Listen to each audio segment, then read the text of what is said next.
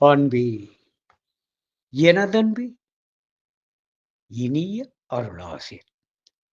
போன பதிவில் இந்த தூளதேக உருவம் அது எங்கும் நிறைந்து இருக்கிறது பஞ்சபூதங்களிலும் என கூறினேன்.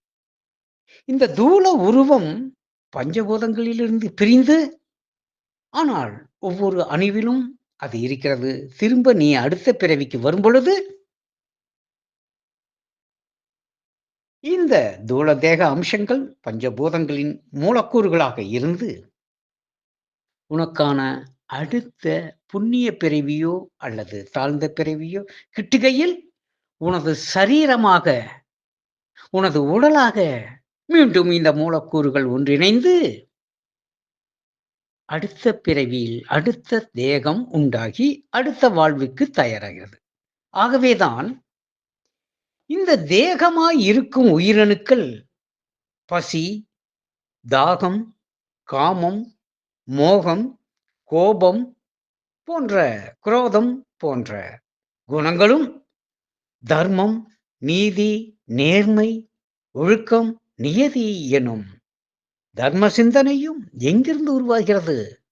இந்த உடல் எனும் தேகம் கொண்ட உயிரணுக்களின் சயோகத்திலிருந்து. அப்படியானால் அதுவெல்லாம் நீயாக இருந்து பிரிந்து மீண்டும் நீயாக உடலாக மாறிய அணு முதல் பரமாணு வரை உள்ள உனது சுயமே. இதை அறியாமல் நீ இருக்கிறாய். ஆகவேதான் இந்த உடல் மீது உனக்கு இவ்வளவு பற்று, ஆசை, காதல், காமம் எல்லாமே உன் உடல் மீது. ஏன் தெரியுமா? இந்த உடலை இழக்க நீ தயாராக இல்லை. காரணம், உடலாக இருக்கும் உயிரணுக்களாக ஒவ்வொரு அணுவாக இருக்கும் நீயேதான்.